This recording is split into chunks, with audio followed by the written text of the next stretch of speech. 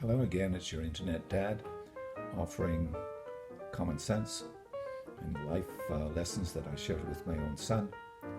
And I hope you will find something of useful and become a subscriber, and then you'll be informed when they come out, which is usually every Wednesday and Sunday.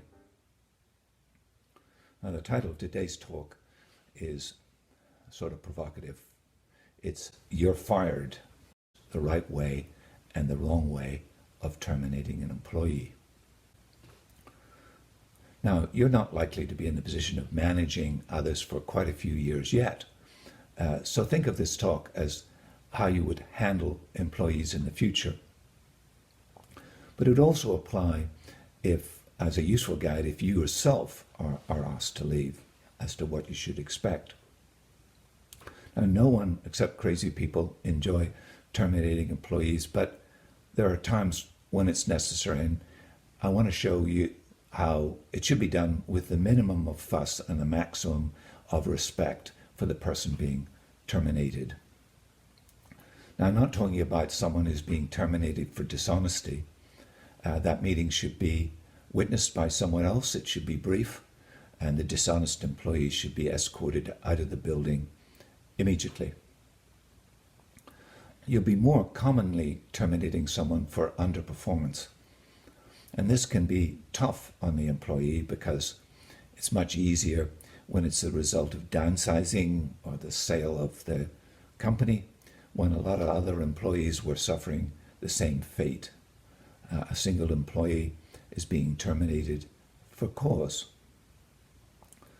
Now, in an ideal world, the person will have suspected that they're possibly going to be terminated, but this would be particularly true if you, 3 months or so ago, had a meeting with them where you underlined where they need grounds for improvement and what they should be measured by.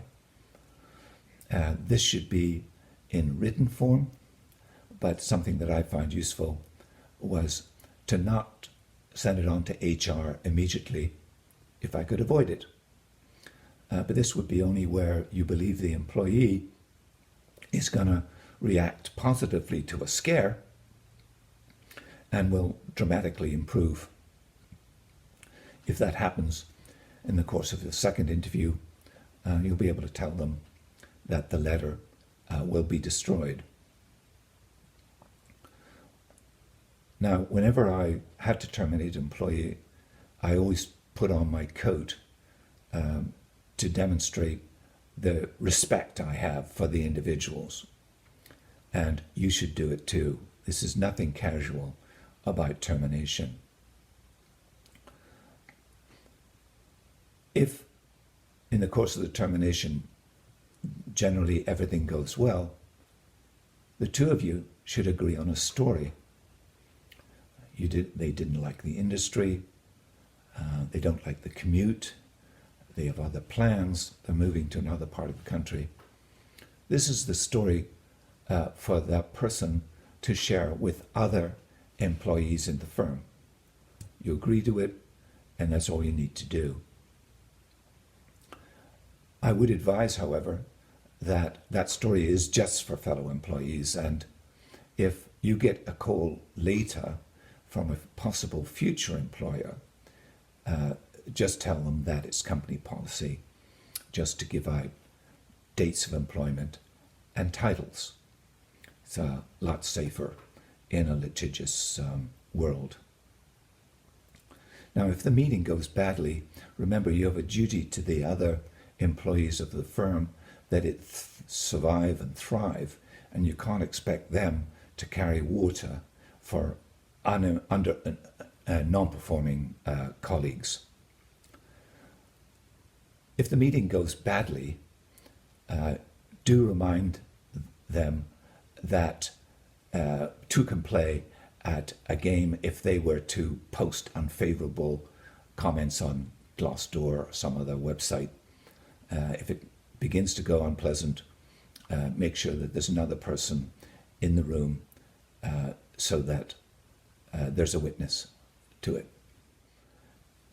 If the meeting goes as planned and the person takes the termination well, do remember that the loss of a job is, in many cases, like the loss of a family member, a divorce, or a death. So treat them with concern and respect. One golden rule that I always adhere to is never, ever fire a person on a Friday unless it's totally unavoidable. Terminate them on a Monday, so they have a full week ahead. They can work out their notice if that's the agreement. But what they're not going to is going home to an empty apartment for the Saturday and Sunday and get unnecessarily upset. If you've done your job correctly, you'll be seen as a fair and good manager. And that's what your aim should be.